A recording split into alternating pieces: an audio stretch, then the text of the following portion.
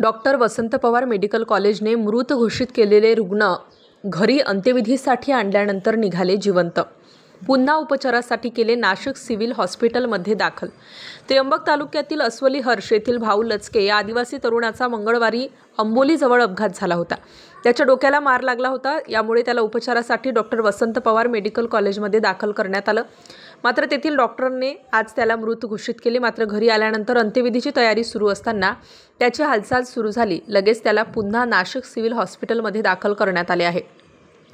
मंगळवारी ॲक्सिडेंट झाला। रात्री 10 वाजता ठिकाण सापगाव तळेगाव फाट्याजवळ। तिथून पेशंट त्र्यंबकेश्वर सरकारी दवाखान्यात आणलं।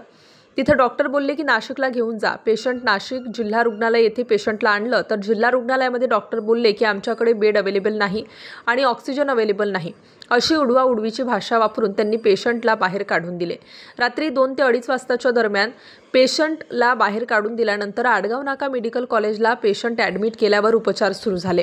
गुरुवारी सायंकाळी डॉक्टरांनी सांगितलं की पेशंट गेलेला आहे, असं सांगून पेशंटचे वडील आणि पेशंटचे मामा पेशंटला घेऊन घरी आल्यानंतर पेशंटला शुद्धी आली। पेशंट खोकलायला लागल्यानंतर समजलं की पेशंट जिवंत आहे। मग लगेच नाशिक जिल्हा रुग्णालय येथे आणल्यावर ॲडमिट केलं, उपचार सुरू केले। डॉक्टर बोलले की हेड इंजुरी झालेली आहे। ज्यावेळेस ॲक्सिडेंट झाला त्यावेळी नाशिक जिल्हा रुग्णालय येथे आणलं होतं।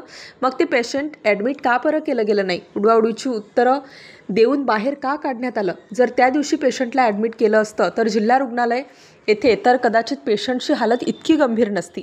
मेडिकल कॉलेजला एकूण खर्च 15,000 रुपये आलेला आहे। याची देखील चौकशी करण्यात यावी अशी मागणी एल्गार कष्टकरी संघटनेच्या वतीने करण्यात आली आहे। स्टार न्यूजसाठी मोहसिन पठाण, नाशिक।